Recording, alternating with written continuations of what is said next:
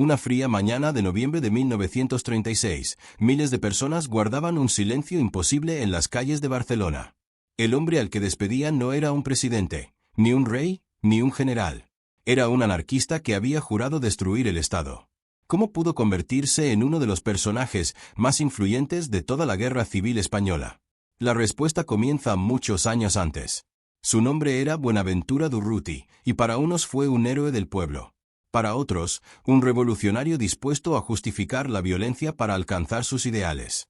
Entre ambas versiones existe una historia mucho más compleja, llena de decisiones extremas, persecuciones y una vida marcada por la lucha desde la juventud.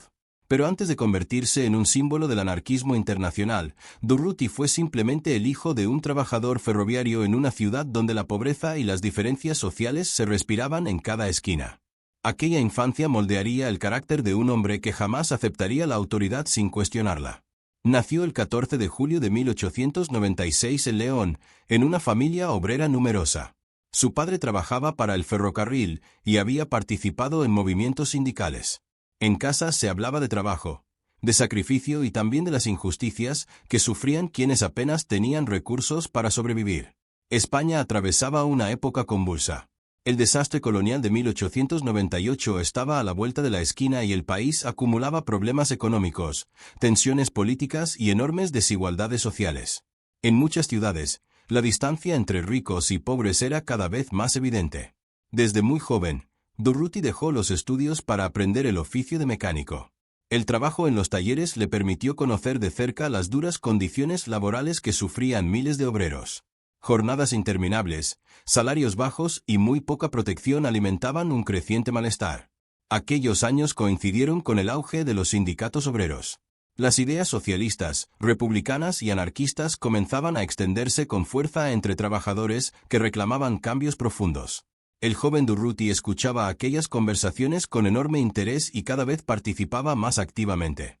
No tardó en acercarse a organizaciones sindicales donde descubrió un discurso radicalmente distinto al que defendían las instituciones.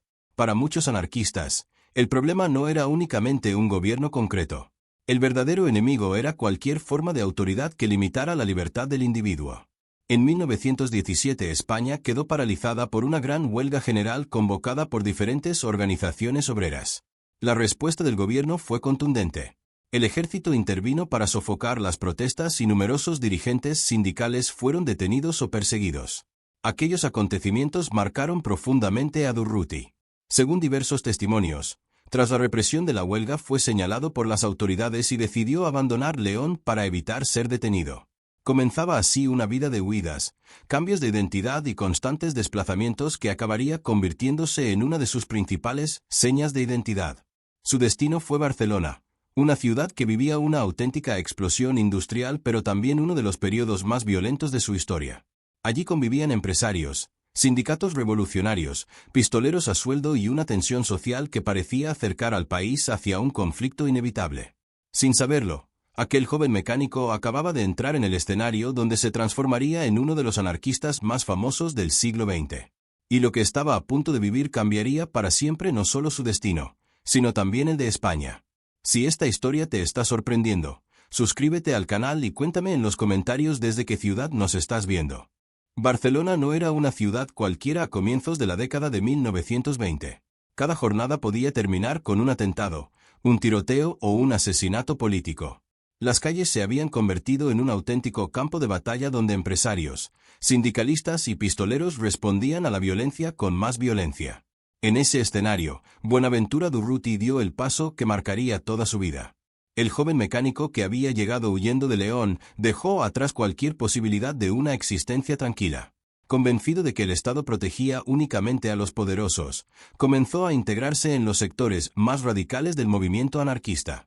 Para él, la revolución ya no era una idea lejana, sino una obligación. En aquellos años nació uno de los grupos más famosos y controvertidos del anarquismo español, los Solidarios. Entre sus miembros estaban figuras como Francisco Ascaso, Juan García Oliver y el propio Durruti. Su objetivo declarado era defender al movimiento obrero frente a la represión, aunque sus métodos provocarían una enorme polémica. España vivía el llamado período del pistolerismo. Algunos empresarios financiaban bandas armadas para eliminar dirigentes sindicales, mientras grupos anarquistas respondían con atentados y acciones violentas. La espiral parecía no tener fin, y cada muerte alimentaba la siguiente. Durruti participó en operaciones clandestinas que lo convirtieron rápidamente en uno de los hombres más perseguidos del país. La policía comenzó a seguir sus movimientos y su nombre aparecía cada vez con mayor frecuencia en los informes de las autoridades. Para unos era un peligroso terrorista, para otros, un combatiente contra la injusticia. La presión policial aumentó todavía más tras varios atentados atribuidos a círculos anarquistas. Aunque no siempre pudo demostrarse su implicación directa en todos ellos, la fama de Durruti creció de manera espectacular. Cada vez resultaba más difícil permanecer en un mismo lugar durante mucho tiempo. La llegada de la dictadura de Miguel Primo de Rivera en 1923 endureció aún más la persecución contra los movimientos obreros revolucionarios. Muchos militantes fueron detenidos, encarcelados o empujados al exilio. Durruti eligió continuar la lucha desde fuera de España. Comenzó entonces una vida casi novelesca. Recorrió Francia, Bélgica, Alemania y varios países de América Latina utilizando identidades falsas y cambiando constantemente de residencia. Allí siguió relacionándose con organizaciones anarquistas y buscando apoyos para mantener viva la causa revolucionaria. Para financiar sus actividades, distintos grupos anarquistas recurrieron en ocasiones a expropiaciones, nombre con el que definían los atracos destinados a obtener recursos para la organización. Estas acciones reforzaron todavía más la imagen de Durruti como un personaje perseguido en numerosos países. Sin embargo, cuanto más intentaban detenerlo las autoridades, mayor era su prestigio entre muchos trabajadores. Su capacidad para escapar de la policía alimentó una auténtica leyenda. Se decía que aparecía y desaparecía como un fantasma, siempre un paso por delante de quienes intentaban capturarlo. Mientras Europa atravesaba años de enormes cambios políticos, Durruti seguía convencido de que tarde o temprano regresaría a España. Creía que el país viviría una gran transformación y quería estar presente cuando ese momento llegara. Lo que aún no imaginaba era que esa oportunidad aparecería mucho antes de lo esperado. Cuando la monarquía cayó y fue proclamada la Segunda República en 1931, muchos pensaron que comenzaba una nueva etapa de paz. Pero para Buenaventura Durruti aquello solo era el principio de una lucha mucho mayor. Y esa decisión acabaría llevándolo directamente hacia la Guerra Civil Española. Si estás disfrutando de esta historia, suscríbete al canal y deja en los comentarios desde qué ciudad nos acompañas. El 18 de julio de 1936 España despertó con un golpe militar que cambiaría su historia para siempre. En pocas horas, el país quedó dividido entre quienes apoyaban la sublevación y quienes permanecían fieles a la República. En Barcelona, el desenlace era incierto. Pero un hombre estaba dispuesto a jugarse la vida antes que entregar la ciudad. Cuando comenzaron a circular las noticias del levantamiento, miles de obreros salieron a las calles buscando armas. El gobierno dudaba. Las órdenes llegaban con retraso y la tensión aumentaba por minutos. Durruti comprendió que, si esperaban demasiado, Barcelona podía caer en manos de los sublevados. Junto a otros dirigentes anarquistas de la CNT y la FAI, organizó grupos de voluntarios para enfrentarse a las tropas que habían salido de los cuarteles. Durante horas, las calles se llenaron de disparos, barricadas y combates improvisados. La ciudad vivía una auténtica batalla urbana. La resistencia terminó imponiéndose. Buena parte de las fuerzas militares sublevadas fueron derrotadas y Barcelona quedó bajo control de las organizaciones obreras y de las autoridades republicanas. Aquella victoria convirtió a Durruti en uno de los rostros más conocidos de la revolución que acababa de comenzar. Pero para él, derrotar el golpe en Barcelona no era suficiente. Creía que había llegado el momento de transformar por completo la sociedad. Mientras el gobierno intentaba mantener el orden institucional, muchos anarquistas defendían que la revolución debía avanzar al mismo tiempo que la guerra. En fábricas, talleres y campos comenzaron a surgir colectividades gestionadas por los propios trabajadores. En numerosos lugares desaparecieron antiguos propietarios y las decisiones pasaron a tomarse de forma colectiva. Aquellos cambios despertaron entusiasmo entre unos y un profundo rechazo entre otros. Pocos días después nació la famosa Columna Durruti. Miles de voluntarios, muchos sin experiencia militar, se unieron a aquella unidad que partiría hacia el frente de Aragón con la intención de frenar el avance de las fuerzas sublevadas, al mismo tiempo, extender la revolución. La imagen era impresionante. Camiones repletos de milicianos, banderas rojinegras ondeando al viento y hombres y mujeres convencidos de estar construyendo un mundo completamente nuevo. Para muchos era una marcha hacia la libertad. Para otros, el comienzo de un periodo de enorme incertidumbre. Durruti rechazaba muchos de los símbolos tradicionales del ejército. Prefería presentarse como un compañero más que como un oficial. Compartía comida con sus hombres, recorría las posiciones y trataba de convencer antes que imponer. Esa cercanía fortaleció enormemente su prestigio entre los milicianos. Sin embargo, mantener la disciplina en una columna formada por voluntarios no era sencillo.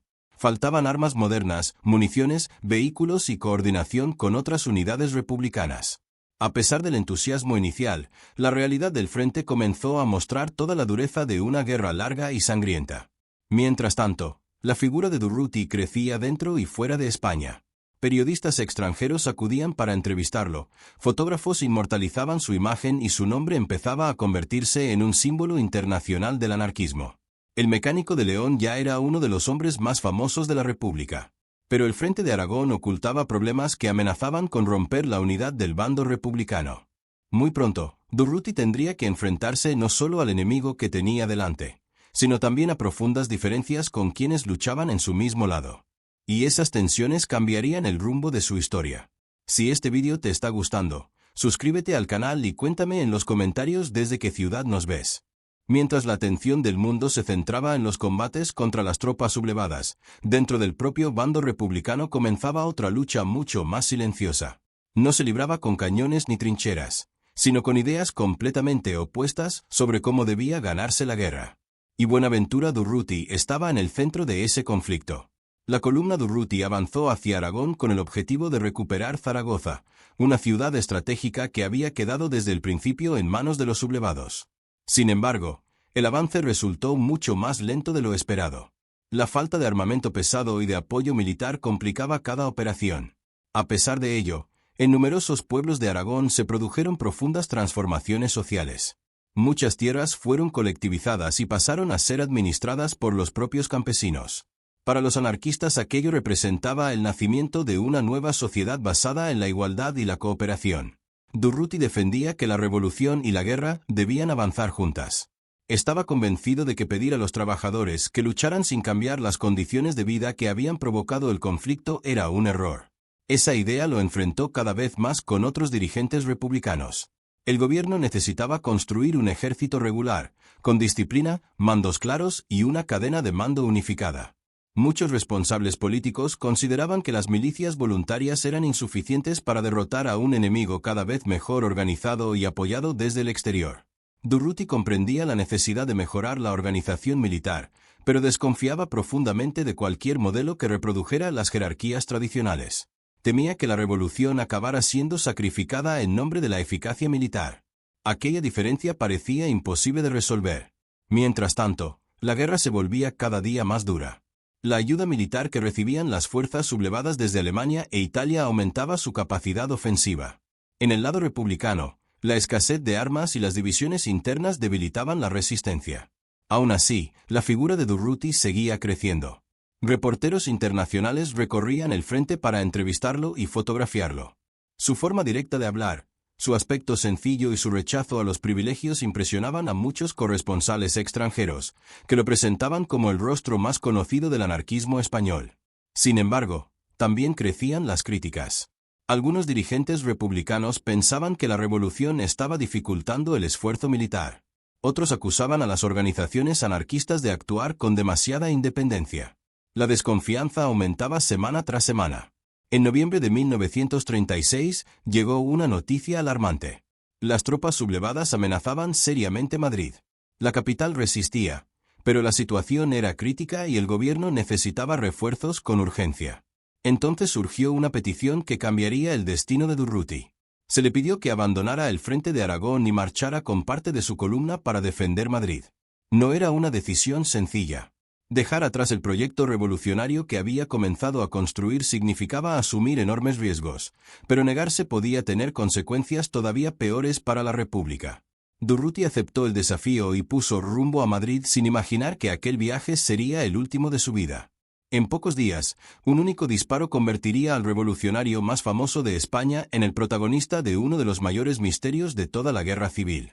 Si esta historia te está sorprendiendo, suscríbete al canal y déjame en los comentarios desde qué ciudad nos acompañas. Madrid resistía como podía. Era noviembre de 1936 y las tropas sublevadas se encontraban a las puertas de la capital.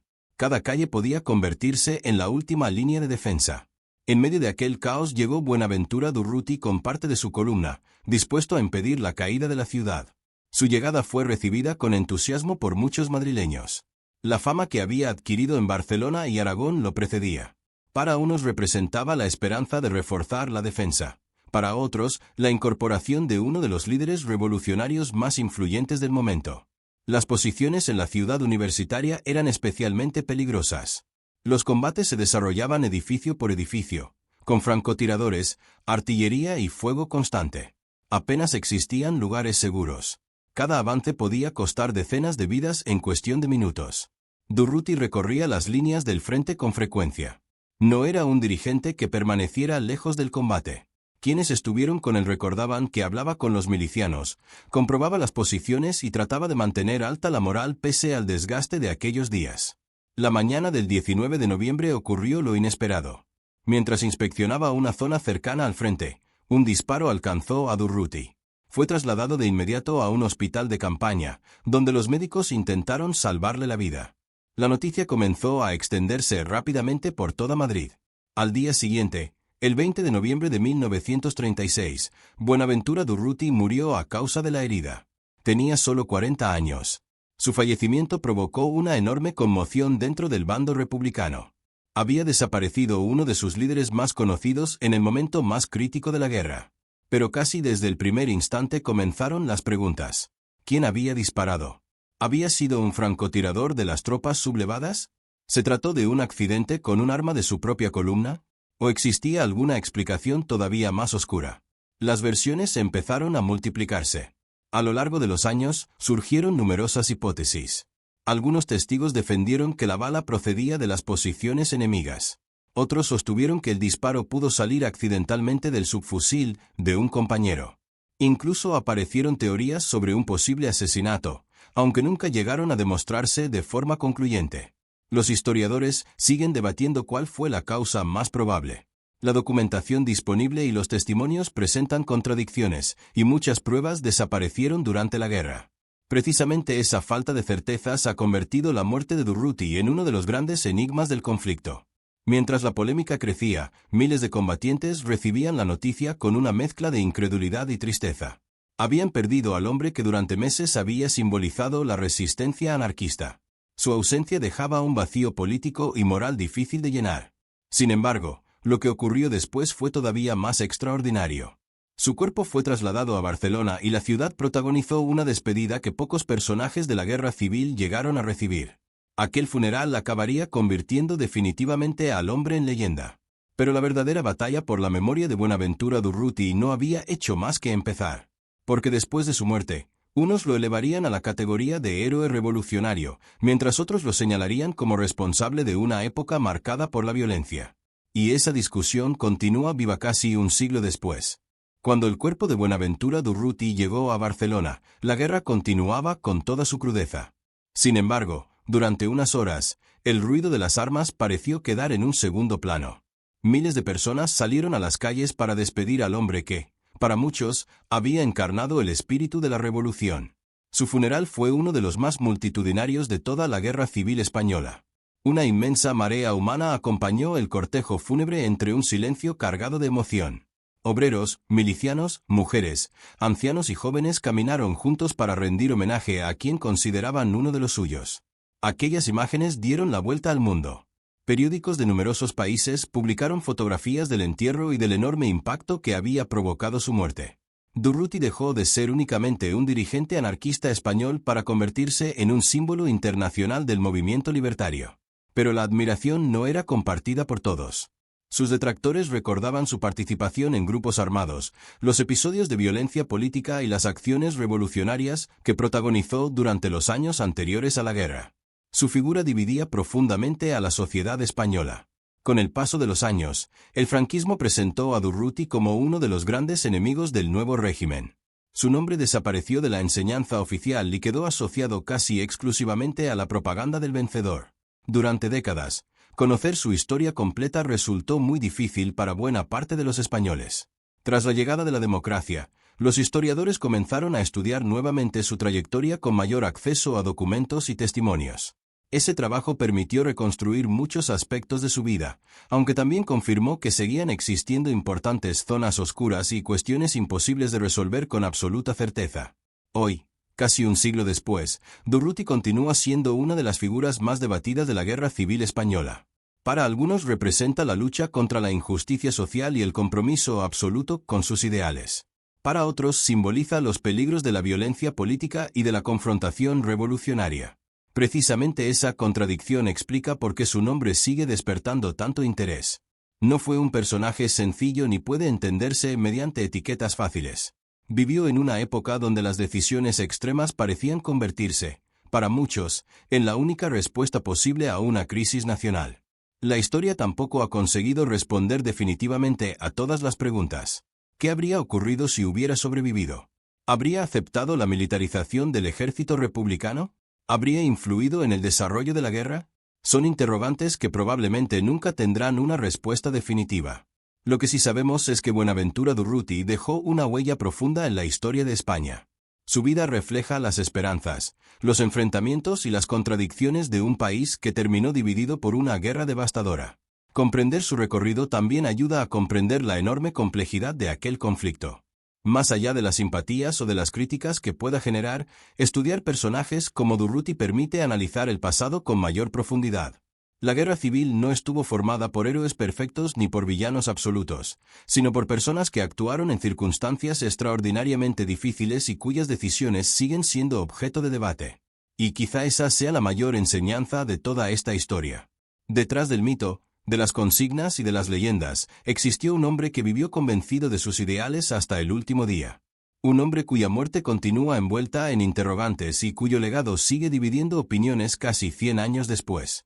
Si has llegado hasta el final, muchas gracias por acompañarnos en este recorrido por la vida de Buenaventura Durruti. Suscríbete al canal para no perderte los próximos documentales sobre los personajes más fascinantes de la Guerra Civil Española y cuéntanos en los comentarios desde qué ciudad nos ves y sobre quién te gustaría que tratara el próximo vídeo.